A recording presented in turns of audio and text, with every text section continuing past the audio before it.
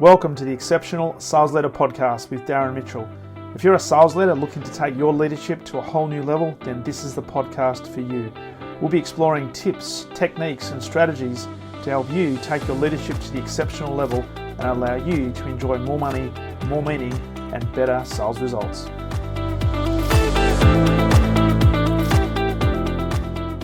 Welcome back to the Exceptional Sales Leader Podcast, and welcome to a man coming in. He's got a magnificent looking office with a very high, and nobody's going to be watching this video until I put it onto YouTube. But there's it looks like a high back leather chair in a nice, sort of tan brown color with a beautiful map behind him. Mr. Colby Varley, welcome to the podcast. Hey, Darren, thank you. I appreciate it. We were just talking before about the work that you do in transport and road transport, and just saying that I've done a bit of work in that area in Australia. Looking forward to this conversation because, particularly from a selling point of view in a highly commoditized market, it becomes quite challenging to create the unique value proposition. So you're the Vice President of Sales at Advanced Transportation Services and have been in that business a little while now. Before we talk about your role and specifically some strategies around selling in a highly commoditized market, I'd love to know a little bit about your background and what led you to this. Like, did you choose sales first of all, and then did you choose sales in logistics? No, so I was born and raised here in Salinas, California, which we are considered the salad bowl of the world. So 8 months out of the year, the salad bowl. The salad bowl. So essentially 8 months out of the year, all your vegetable like lettuce, romaine, broccoli, cauliflower, red leaf, green leaf, celery, strawberries, raspberries, they're all grown here in Monterey County. So was surrounded by ag growing up. Went to school with the kids of Taylor Farms, the kids of Tana Maranano, right? These big name produce companies. So it's a big county city, but it's also very tight knit. Yeah. And my dad is still in produce. He's actually in produce sales. Okay. So growing up, I was in and out of produce brokerage offices, which that's kind of going away in a sense with just the way that the world's moving in the produce industry. But back then it was, it felt like you were in like a stock trading office, right? Phones are going, guys are screaming. Here's your pickup number. Hey, no, 1095, 595, just constant. And just being around my dad, I started to hear as I would grow up, like be Friday afternoon and he'd sell a load of produce and make one call to his truck broker. Hey, I got this pickup over here. Boom, give him all the info. And I'd always ask like, hey, what's going on with that? And he's like, oh, it'll be in New Jersey on Monday morning. And I'm like, that's 3,100 miles, right? That's across the whole United States. It's loading, Friday evening and it's going to arrive there Sunday night at midnight, Monday morning, 1 a.m. And it's just how all that was coordinated was always kind of interesting to me. Like I like trucks. I like, equipment, right? Any young boy, you see trucks or whatnot. So,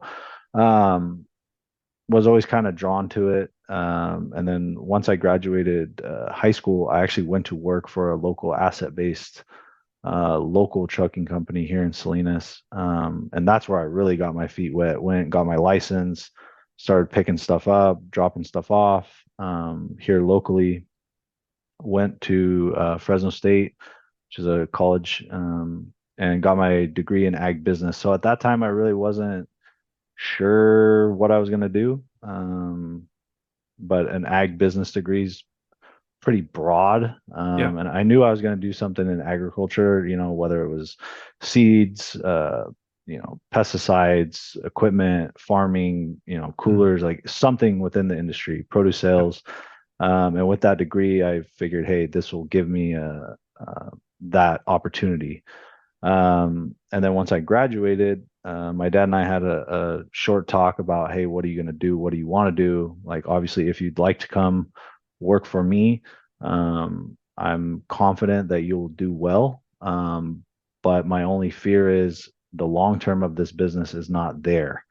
The longevity of what I'm doing.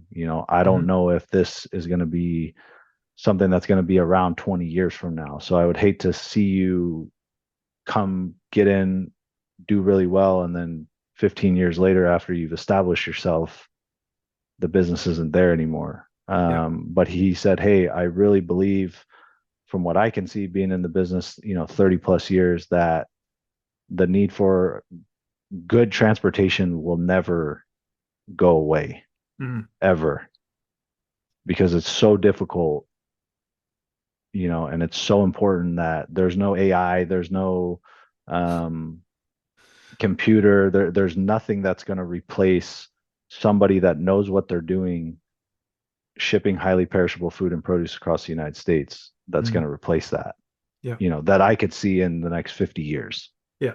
Yeah.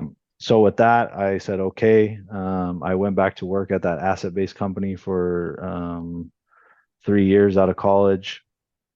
Um, and they were in an extremely niche market. They serviced highly perishable food and produce, LTL, within the state of California. So servicing Los Angeles and San Francisco metro areas. Mhm. Um, so I started to get burned out. I'm a winner, I like to win. And obviously, with your logistics background, in LTL, you cannot win. Yeah. Somebody is always pissed off at you, right? Yeah. Either the driver, the customer, the receiver, the shipper, somebody is always upset with you every single day, no Mhm. matter what you do. I mean, it's just bound to happen. You're going to get hung up.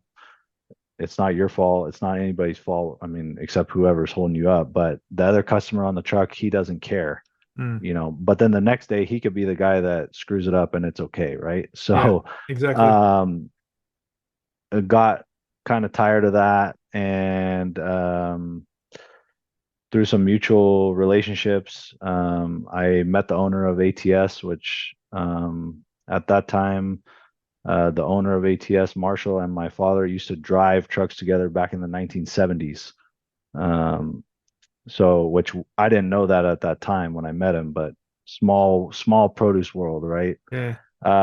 So ended up going there to sell, and that was in 2017, I think, Mhm. 2016, somewhere around there.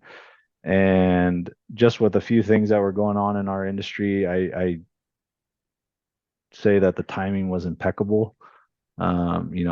In 2017, 2018, the electronic logbook mandate here in the United States started kicking in. Our leadership at that time was all over it. He was on Capitol Hill lobbying. I mean, he knew the ins and outs, how this deal was going to work, how it was going to affect the industry. So having that education internally to be able to go to a customer, because customers had no idea what was Mhm. going on, right? You're telling them, hey, the driver's out of hours, or I can't do that, and they're like, what are you talking about? They I need my produce. Yeah, I need my stuff, and it's like, hey, you got to have the truck out by this time, or I can't do it, Yeah. and we were able to communicate all that up on the front end, which I felt helped build my business, and just stayed after it, and it's been 9 years, of just a grind, and now I'm the vice president and co-owner, Yeah. of the company, and we're still looking to push. It's a push every day. Love it. Love it. Yeah, It's a great story because there's a few things in there. One is, I guess, the serendipitous nature of coming across the owner of the company and not necessarily knowing there was a connection with your dad, but I fully believe yeah, that people are placed in your path for various different reasons, and it may not be obvious at the time, but it was probably meant to happen. I'm curious also, yeah. Colby, in terms of making the transition from in a sales role to now being VP of sales and being a part owner. How has that transition been in terms of you taking on not only more responsibility, but probably more of a strategic view of the business? Yeah, definitely. I mean, you're at a much higher level looking over everything, where, for me, you didn't really realize it when you're just doing sales, like that's all that matters, Yeah. right? Like you're not worried about HR. You're not worried about, hey, do I have enough coverage on second and third shift, or I'm Mm. not worried about accounting. I mean, you're just selling every day, right? That's all that matters. Like, hey, I'm just here to sell, Yeah. and that's all I have to worry about. So now, being the owner and VP, it's like you're dealing with HR, you're dealing with insurance, you're dealing with healthcare, you're dealing with the banks, you're dealing with the accounting firms, So I would say a lot of it has been I really had to adjust my time management. Because before all I had to do was sell. Mm. And now it's like a lot of that time has kind of been redirected in other areas, which in the position I'm in, those areas are just as important. But at the end of the day, without sales, those other things don't really matter either. Yeah. So it's been kind of a dichotomy, I guess. I feel like I'm pulled a lot, and I have to be a lot firmer, like, hey, these are my selling hours. Like, Mm. we're not scheduling a meeting at this time. You have to make it outside of that time. And really having that discipline Yeah. is super important. And that's been like, I think, the biggest change for me. Because as you were talking, I was thinking that a lot of people that get promoted to a sales leader's role, and it's probably a little bit different in your case because you now become a part owner, but they often get promoted because they've been a great individual contributor. And then when they get into the seat of leadership, they've got a different level of responsibility, probably a different view of the business as well. And as you rightly said, you've now got to deal with HR, you've got to deal with banks and all these other suppliers and so forth that Right. perhaps you didn't have to deal with at the sales leader, sales individual level. And that can create some challenges. It can create some challenges in terms Absolutely. of visibility of the business. So you mentioned just before also that you've got core hours, which are your selling hours. Now, without putting you on the spot, are you still on the tools, mate, selling? On the tools? That's the Australian version of saying you're still doing the sales bit as Oh well. yeah. No, every day, every day, every day. And that was kind of one thing that, I mean, customers, they asked that question, Yeah.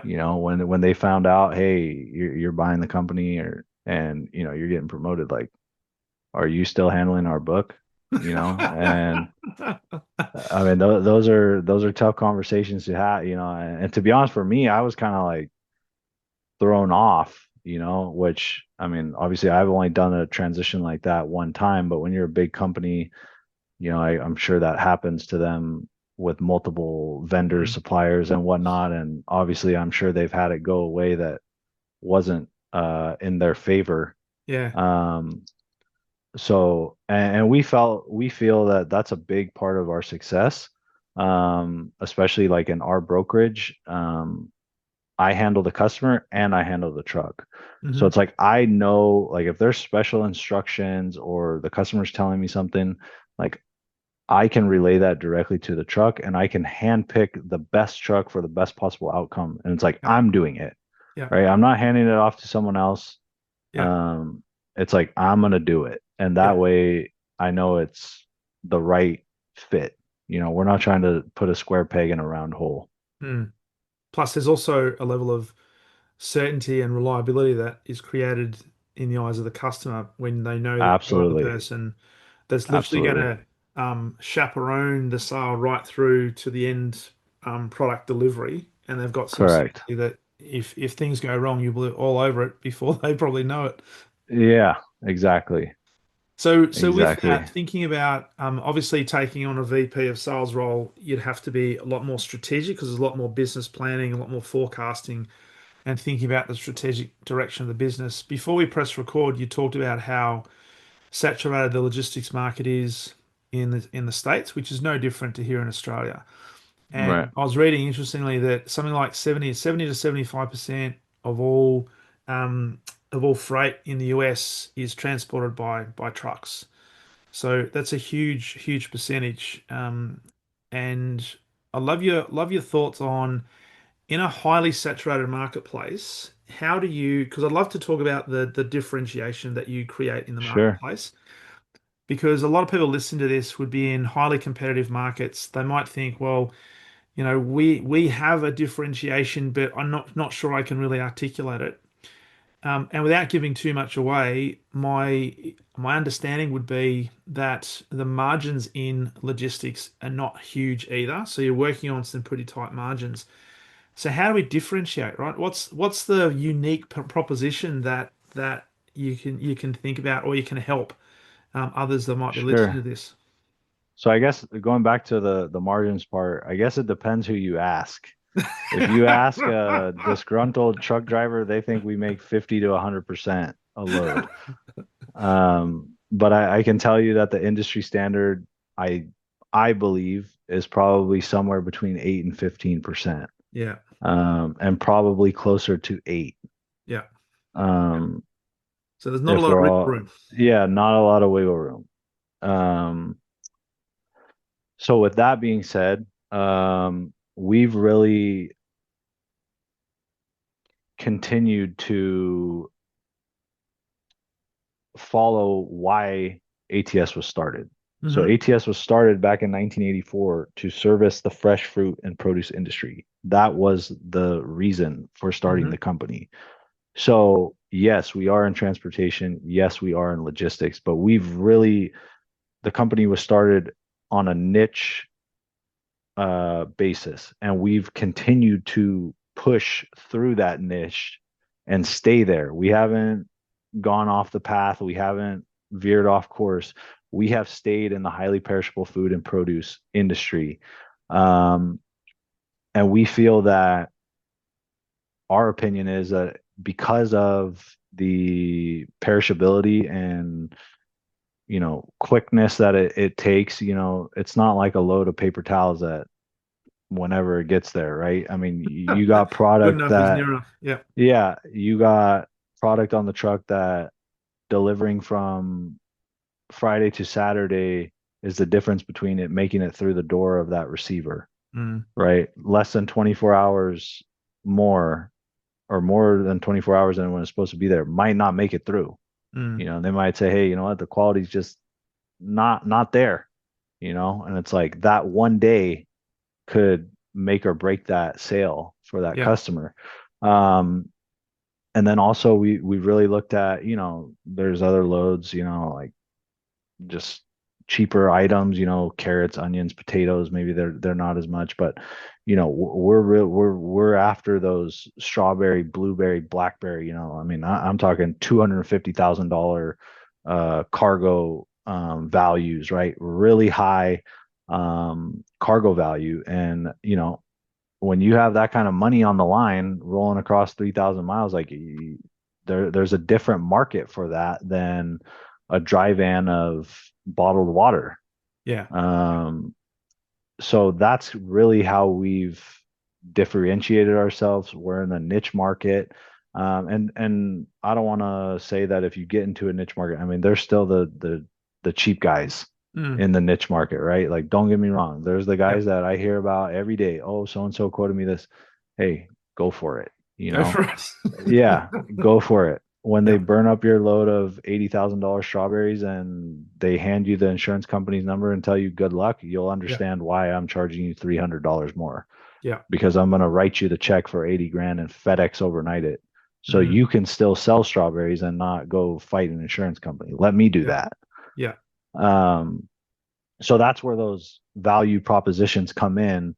And the customer, sometimes they don't realize that until it happens. But then once that claim happens, I mean, it's transportation. Things happen. Yeah. Trucks get hit, trailers catch on fire. Like, not that it's anyone's fault, Yeah. but there's going to be a claim sooner or later. Like, Mm, something's going to happen. And how that's handled really can boost your likability, reliability with a customer with the way you handle that. mm, And that's where we've really kind of pulled away too. These guys, they'll go with the cheaper option and then they end up getting burned. yeah. And then they realize, okay, they talk to somebody else and it's like, oh, I had a load catch on fire and they just wrote me the check, Yeah. Yeah. So those are some of the things, the differentiators. But definitely, like, if you're in any saturated market, really try and be the expert in a certain area, Mm, and be known for that. And I think that'll help, to where you can stand apart, be able to get a little bit more money. I mean, we're not talking much, 100, $200 here and there, but at the end of the year, all that stuff adds up. But then also if you're going to charge that, like you got to bring the value with it. And we've been able to do that, Yeah, on multiple different levels. yeah. Because when you think about it, you mentioned before a $250,000 load of blueberries or raspberries. Yeah. Is that in one load? One load. Okay. And so if you've got an organization squabbling over $300 to get that across the US for Right. $250,000 payload, thinking, you know what? Are we actually having this conversation? What is going on? Yeah. So Yeah. the key thing I'm hearing there is that we've got to stand our ground and know what the value is that you're bringing to the marketplace and Yeah. command a premium, but be able to back that up with, you know what, we will deliver this within I'm sure you've got service level guarantees, delivery times and so forth, but we'll deliver it at a high quality. So Right. there might be others that can play the price game, and you never want to get into a price war because there's only one winner, and that is the cheapest price. And Right. you end up getting what you pay for, right? Yeah. No, and you got to find those customers, right? I mean, and the customers that understand on-time delivery, understand you're going to take accountability when things go wrong, Mm, um, understand, hey, we're not shipping plastic bags.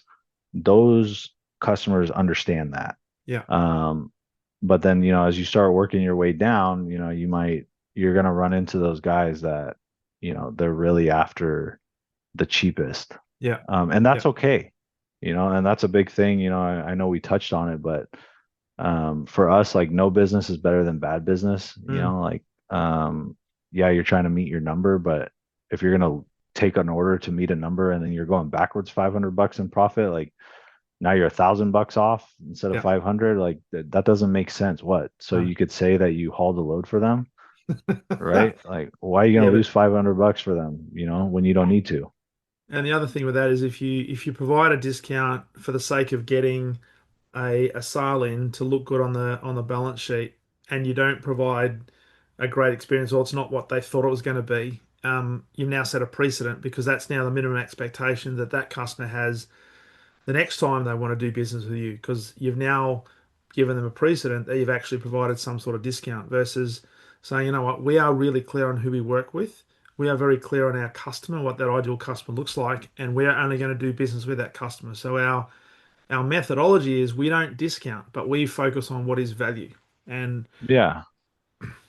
And there's going to be times, I mean, I'll be the first to admit there's a customer, hey, I need it done for this. yeah, But it's like at the end of the day, if that's a valued customer that you're doing business with day in, day out, it's like for me, it's like no problem. yeah, We'll get it done. yeah, You yeah. know that, they're gonna make it up, or some people don't really believe in that. But for me, it's like if you look at the whole year, it's like, so you ran a load at cost. Yeah, what was the, yeah, you had exposure, Mm, I guess, but you didn't lose money, mm. I mean, so there's definitely give and takes with a dedicated customer that's there day in, day out. So with that then, Colby, because a lot of organizations try to build strategic relationships with their customers and they want to be known as the trusted advisor and business partners and all that sort of stuff. Sure. In a in and respectfully in a commoditized market, because a lot of people look at this and say, hey, you're taking some raspberries from one point to the next. How hard can it be, right? And we know it's a lot more complicated than just taking it from there because you've got to make sure temperature control, timing, and everything that's it's right. What do you say to people in relation to, well, this is just a commodity, and how do we build good relationships with our customers that then deliver service, but also build loyalty with your customers?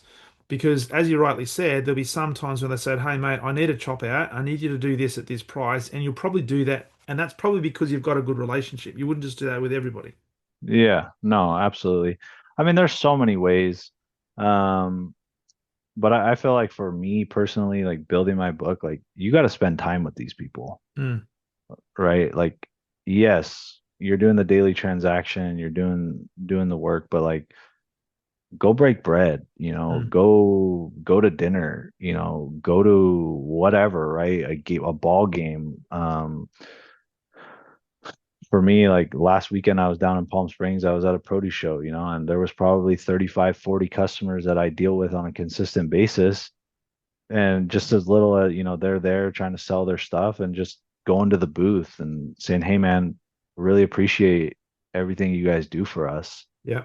What can we do better? How can we grow? Just spending a little bit of time with them. You know, that's really where the relationship building comes in. I mean, if you want to be that transactional guy, um, you can definitely do that. But Mm, I feel like people do business with people that they also like, so spending some face time with them, talking to them, hear about their family, hear about their kids, what's going on in their life. mm. I mean, stupid as wishing them a happy birthday, right? Like just being a good person, right? I Yeah. mean, your customer, like, you don't want to be like in the friend zone, but you want to be there, right? I Mm, mean, when you can have a customer call you for something that's not even work related, mm. um, are you gonna take the call and make it happen, or are you just like, hey man, strictly business? Yeah, what are you calling me about that for? Yeah, yeah, What do I know about yeah, that? but that's how you become, like, to your point, that trusted advisor, right? Like Yeah. maybe someone tells them something, somebody that's in our industry Mm, tells them something that they haven't really heard about, and then they call and say, hey man, like somebody was talking about this, like, is this something I need to be worried about? Have you heard this? yeah. And being that voice of reason, or telling them, hey, I haven't heard about it, let me look into it, or yes, I have heard about it. um all those things, it's just a combination, and the biggest thing is it takes time. Yeah, it does. There's not a playbook, a manual. I mean, it just takes time. You got to develop these relationships. And just the number one thing I would say is be open. Mm, Be open. Like, I can't tell you, and it seems like over the last like 2 years, I've really kind of believed in this, but like I've just taken the meetings. Like, even if I think like, I'll be doubting, like, oh man, like, do I really want to do this? Like, you take that meeting, yeah, and somebody's talking about something that, you're on a topic that you're not really interested in, then that leads to something else, and they know this guy or they know that guy, and it's like they're really good friends with that guy, or oh this or oh that, and it's like, oh, if I wouldn't have taken that meeting, like I never would have figured this out. that's it. So being open, taking a meeting, going to the dinners. um I went to a dinner this past weekend at the show. There was probably 10, 12 people there. I got invited, and it's just, I mean, the guy that I sat down next to, I mean, just 35-year veteran in the produce industry, just spewing knowledge all over me. Yeah. This guy, that guy, like asking me all these questions, like, okay, we're gonna do this. And it's just because I sat down next to him at a dinner table, you know what I mean? Like, but Well, the universe works in weird ways, right? So well, it does. It you does. gotta But be you gotta be out there. well, you do. And as you're talking, I'm thinking, you know what? Yeah, the universe does work in funny ways, but it's a great example of being, as you said, a good human being. And if Yeah, you sit down and you have a genuine interest in other people and their business and what makes them tick and what they're passionate about, very quickly you become interesting to them. And they look for ways to help you, right? And because if you go in yeah, there looking for how they can help you from the start because you're wanting to take, it very rarely right. works. But Yeah, it doesn't work. because you're open and because you're interested, and you rightly say, there's a number of meetings I've gone to and thinking, what the hell am I doing this for? I'm not even interested in this sort of industry. But you just Yeah, come across the path of somebody, and it comes back. It comes back, and you think, oh, that's why. If I hadn't have done that, yeah, I wouldn't be doing this right now. right. It's a weird way that it works, but It it is. definitely does. It is. So in relation to then the work that you do in terms of the VP, and I didn't ask you how big your sales team is, but let's assume you've got a few guys in the sales team. There's six of us. Yeah, cool. Yeah. Um, how do you lead and train your sales team? given that you've been there, you've done that, you're now a part owner of the organization. We've talked about what is our value. Be very clear on what the ideal customer looks like, and don't lead with discounts and stuff like that. What kind of, I guess, strategy or thinking do you try to instill in your team? Because they still have to deliver results, because you still have to, as an organization, report and be profitable. So we need to continue to grow. So I guess I'm asking, what's the balance between pushing to get the results, but also creating a great environment where customers continue to want to do business with ATS?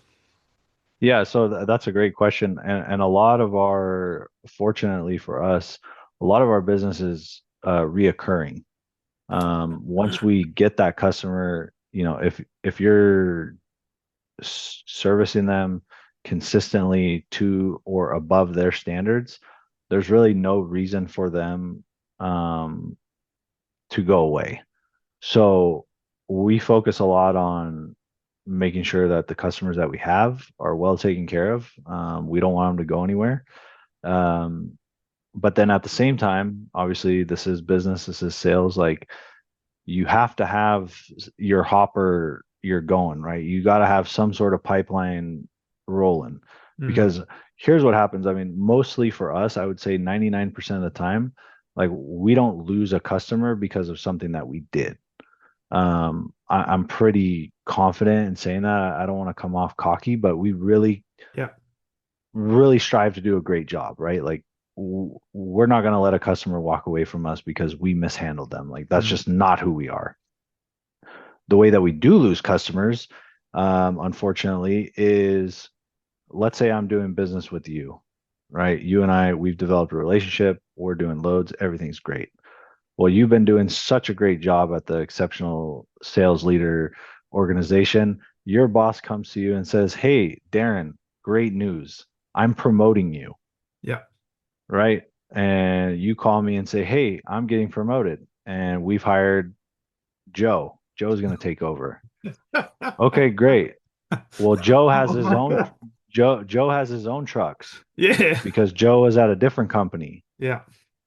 And Joe comes in and they've given Joe the clear authority. Hey, Joe, you're responsible for this. This is your area. Yeah. You could do whatever you want. Yeah. Well, your and I relationship is done. Mm, And I don't have a relationship with Joe. And Joe has a relationship with six other guys that he's been working with for 25 years. mm, And now those guys have slid into that position. yeah. And I didn't do anything wrong, but that's just how the world works. Yeah. That's one scenario. Another scenario is say we're delivering, I'll just use an example. We're delivering to Walmart. Well, then Walmart calls that supplier and says, "Hey, we want to pick that up on our own truck now." Right. So now sales is telling me, "Hey, Walmart is picking it up by themselves. I no longer need to hire you. Hmm. It's not our job to get that product to their doorstep." Yeah. So those are probably the two most common ways that customers come off the books. Mm, So that's where you have to have that balance, right? Like you got to have a hopper, rolling over here because whether or not you do something wrong, it's only a matter of time. Something is going to change yeah. that you don't have control over. Mm, So let's just say you're doing 10 loads a week for that customer. Those 10 loads walk away.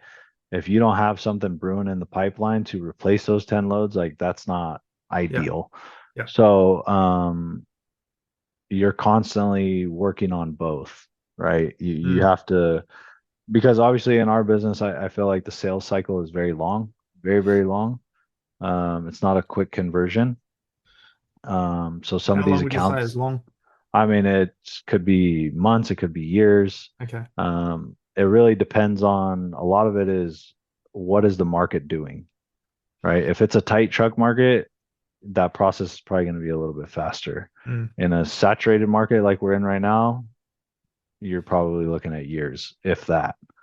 Um, so it just depends, and I'm not talking about like, the COO or something that he goes downstairs and pushes the button and you yeah. go to the front of the line, right? I'm talking about like you're cold calling, you're trying to build that relationship, like that could take years.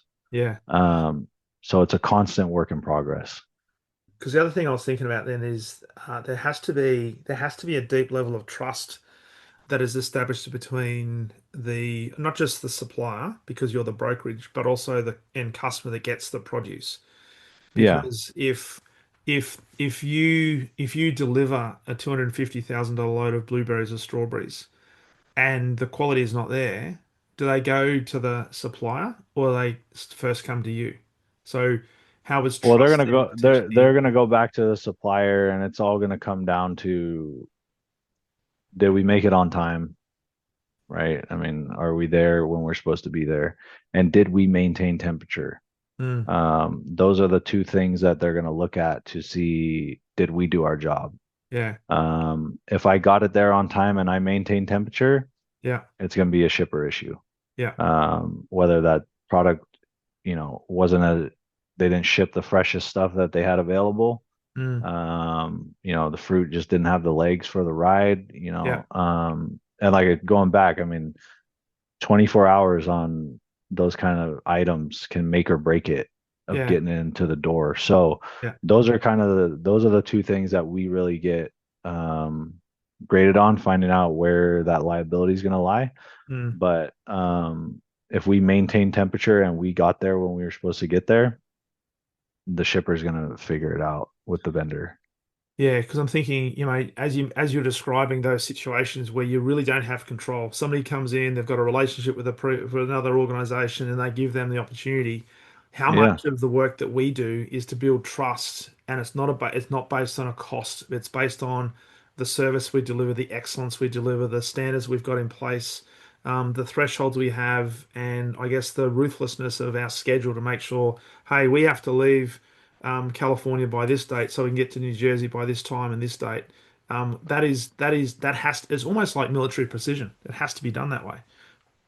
Yeah, that, and going back to, you get into these bigger organizations, like, you got to know more than just the one guy, Mm, right? You want to have that, like, you get into these bigger companies, like there's a sales team and then there's a transportation team. Like, you should know the VP of sales, mm, right? You should know who's the salesperson of the order that you're carrying, mm, right? Yeah, you're getting it from the transportation team, but who's the guy that made that sale possible, right? mm. You want to know who that is. And I'm not saying that you got to be best buddies with those guys that aren't giving you the freight, but that really helps when those kind of situations happen, right? Like, if you Yeah. have other allies within um, the company, that really helps, right? You Mm, want to be known by the sales manager in a good way, right? Not yeah. in, oh, that Yeah. guy's a shitbag carrier. You want to be known like, oh, they're a great carrier, they're Yeah. they're a great asset to our company. So that's really a good, I don't want to call it a safeguard because sometimes it doesn't always work, but um, your chances are better of Yeah. It them increases the not chance. Yeah. of not getting booted, Absolutely. because somebody new comes in. Well, and that's the thing. I was remember when I was in telecommunications and I had sales team. We were responsible for some of the biggest accounts in Australia, whether it be banking, logistics, or manufacturing. And I always remember some of my account managers would come in and say, "Hey, I'm gonna forecast we're gonna get this deal. It's worth $2 million and it's gonna close Yeah, by the 30th of June." And I kept asking the question, how do you know it's how can you guarantee that this is gonna? Oh, we've got a fantastic relationship. Anyway, long story short, we didn't get the deal. And when we did the yeah, investigation, we found out that the person had a very one-dimensional relationship with the organization through one person, maybe two. And so, as you describe that, it's so important for sales teams and certainly for sales leaders to make sure that you identify who the key decision makers are, who the key influencers are, but also who are the people that perhaps have the internal influence within that customer organization that I need to get across. I need to be aware of and I need to build some relationships with. Because you can't just go to one person. You've got to go wide, you've got to go high, you've got to go deep. So yeah, and and absolutely. and from your point of view, from your organization's point of view, you can't be, as a VP of sales, the only person that has that relationship either. You've got to have multiple people in your business that's now got tentacles in Yeah, organization as well. So, because you can't just do it yourself. No, yeah, and everybody, each salesperson builds their own book of business, which we feel that really helps. So, they're responsible for making sure that they have that multidimensional Mm, spider web yeah. to their customers. And that's been since the inception. We've Mm, really kind of carried those values, and it's worked really well. yeah. I Yeah. mean, we still have customers from inception, Okay. from 1984. Um, so having those, it's just you got to have those spider webs. And with that, I'm not going to put words in your mouth, but I'm sure that those customers are very loyal to you, but you've never taken those customers and their loyalty for granted, that you still have to continue to earn the right to service them every single day and not just take it, hey, we've got this organization, so I'm just going to take my sales team and focus on a new book of business over here, and they'll just keep that because we've got that relationship, so they're not Yeah. going anywhere. That's No, that's you that's not you good gotta either. you gotta service them, and especially in our thing, it's competitive. Um, and we just continue to try and add more value. And we're making that investment every year, whether it's technology based, whether it's, you know, um, customer service based, whatever it is, like Mm, we're not stagnant. Like we're yeah. always trying to bring something new to better our customer, whether that's like an electronic integration Mm, for tracking or sending us orders, or letting them know that we received the order. Like, what value do we bring? What mm, are we gonna do this year to bring a little bit more value, right? I mean, it doesn't have to be substantial. You just small little wins, yeah. Yeah. and those will add up to big wins over time. They will. They will. Because I was going to ask you as you were talking there is how do you balance the high levels of service, or what I call excellence in service, and the cost, given that you might be operating at relatively low margins, 8 to 15%, but you said maybe closer to 8%, not giving anything away, but Yeah. to still create a great experience for a customer, provide them with a premium service, but have them feel as if they're not paying premium prices but valuable. How do you, as the VP of sales, and I guess wider the organization, marry up or balance the service component with the cost management component? Is it something specifically that you do? Is it something that just evolves and quite organic? Is there certain strategies? So since we took ownership in March of 2024, we looked at a lot of that. And we really got a hold. I mean, it's crazy the amount of costs, like the overtime. Yeah. We really got a handle on that. Here in California, we have this great thing called a meal violation. So if an employee doesn't take their lunch within a certain amount of time, we get charged for that. And it's like, hey, like they know when they're supposed to take their lunch. Like, why am I getting billed because they didn't take their lunch on time, right? So it's Who crazy. charges you that? The state. Oh, really? So Okay. yeah, you got to Is that pay, is that and Arnold they Schwarzenegger? Is that a legacy of Arnie? nah, that's Gavin Newsom, I'm sure. And then obviously the employee gets paid for that. So we got that under control. And then what we started to realize was the second and third shift for us. So we run three shifts around the clock, 24 hours a day. So we really started noticing like some fatigue. We were starting to make some mistakes on our second and third shift. And those guys were working 8-hour days, 5 days a week. And the human body's just not built for that, Yeah. to be working from 11 p.m. to 5, 6 in the morning, right? It's not ideal. And we've had good retention, like the people that we have on those shifts, like they're we pay them well. Mm, They stay there. And what we ended up doing, because we were looking like, hey, like we're making some mistakes. And then when you work a night shift, that first day off on a 5-2, so if you work 5 days and you're off 2 days, well, that first day that you're off, you're essentially sleeping. yeah. Um, so we ended up going to 410s. So Okay. we added some employees to make it so that we could accommodate it. But now these guys are working 4 10-hour shifts and then they get 3 days off. Hmm. Um, so essentially they get really 2 days of normalcy because the first day they're sleeping. Mm. And that has just lowered our cost because we've controlled overtime. Our morale is way better. Our guys are way more rested, and they're way happier. Yeah. So just a simple schedule change, and I hate the word policing, but hey, you got to take your lunch at this time. Like Yeah. Yeah. Yeah. the whole like we wanted to, we've built it up so that there's plenty of coverage on Mm. all shifts. Like, hey, you're going to take your lunch at this time. You're going to take your lunch. I mean, I don't care if the side of the building is burning down, right? You got to take your lunch. Like we have enough coverage Yeah. Yeah. to do this. And I Yeah. mean, it's just that's where, you know, you're managing the value, but you're also managing the cost. Like, yes, did we have to hire some extra bodies? Yes, we did. But we're not paying overtime. We're not paying meal violations.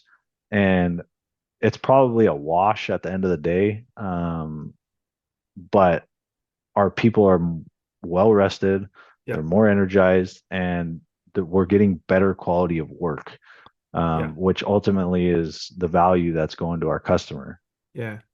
Which enables you to, and it's lowering costs, so it increases potentially margin. But if you've got if you've got people who are more rested, more engaged, taking more pride in what they're doing, that translates from an energy point of view into the service you provide to your customers, and that's the experience they get because there's a Yeah, feeling they get saying, "Wow, I can't leave ATS because of they provide value. It's a good place to. There's just a vibe, and that's yeah, you can't put a price on that."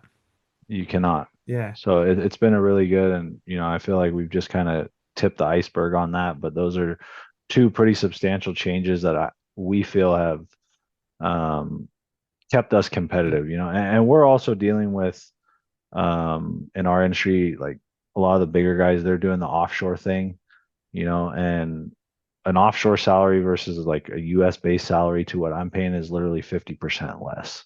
Okay. Um, and we haven't gone that route. We really truly believe in our US based workforce.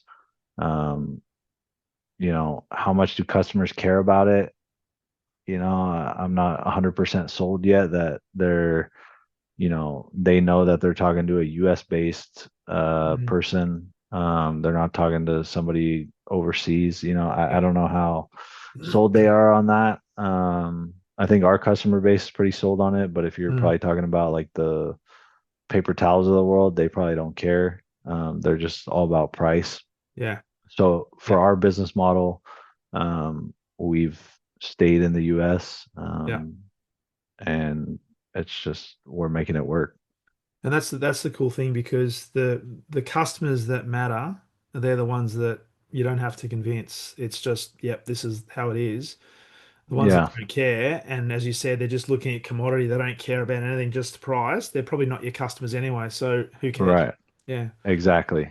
So, mate, as we bring this to a close, really love this conversation. As you look forward, you've been an owner of the business since March 24. Looking 25 and beyond, what do you see in terms of opportunities, but also challenges in the marketplace and certainly the world that we live in today, given that everything that's been going on? Are you looking forward with a glass half full approach, or is there some things you need to be conscious of as a VP of sales to be nimble and flexible? I'm definitely, I will say, half full on a lot of things. I think there's a abundance of opportunity. I mean, there's no doubt in my mind. I mean, Yeah. there's so much opportunity out there. It's just a matter of going out there and connecting the dots. Mm. That I have absolutely no doubt in my mind. I mean, this business, this industry, any industry, I really believe is just there's an abundance, and if you're a go-getter, you're gonna go get it. Um, where I'm more on the glass half full or a little bit more reserved or a little bit more nimble is I know that we're not in the best economy. I know companies are struggling and really keeping an eye on what are pay terms, you know, those kind of things can, you start getting strung out a little bit. It's like, hey, do we Mm. have an issue here? Having those conversations with customers, um, in a non-confrontational way, like, hey, Mm. I noticed this, like, is there anything that I can do to help, or what can I expect? Because for us, we're trying to forecast as well, right? Like, we got a lot of bills to pay. Mm. We have to pay our trucks, and I would say 95% of the customers, we pay the trucks much faster than they pay us, right? So we're always forecasting, like, hey, what do we have going out? What do we have coming in? Yeah. And, if one customer starts to get sideways, that can really create a problem, on a cash flow basis for Mm. us.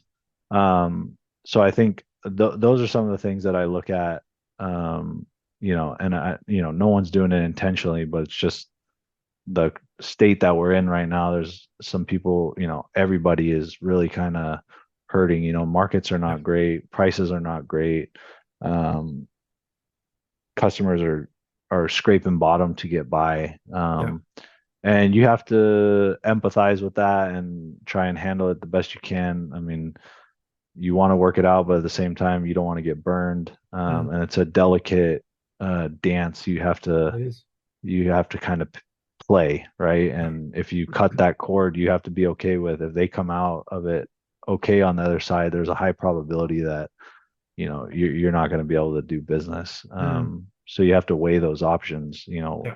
what's worth it? Am I willing to risk this Yeah. to get to that, or am I better off just cutting it now? It can be scary sometimes. Well, it can, but it's the analysis that we have to make and decisions that ultimately we need to make that's in the best interest of hopefully all parties. But sometimes when the push comes to shove, you have to think, well, you know what, can we continue to service this customer based on this situation? And sometimes it's a hard decision to make and not an easy conversation to have, but it's the right decision.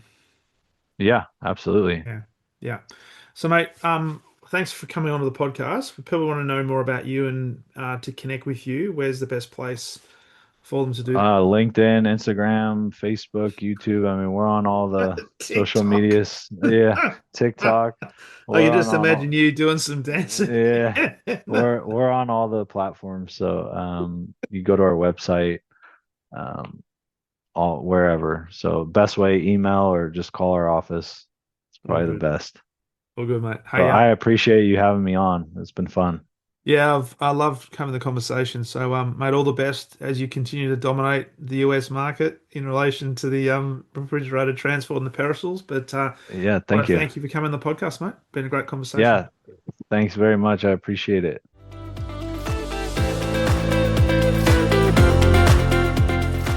Thank you for listening to the Exceptional Sales Leader podcast. I trust the information in this episode has been helpful in your journey towards becoming exceptional. And remember, please take the time to rate the show, subscribe to the show so other people can find it. But also, if I can help you, jump on my calendar, go to leadwithdarren.com and let's have a conversation about how I can help you along your journey to being exceptional.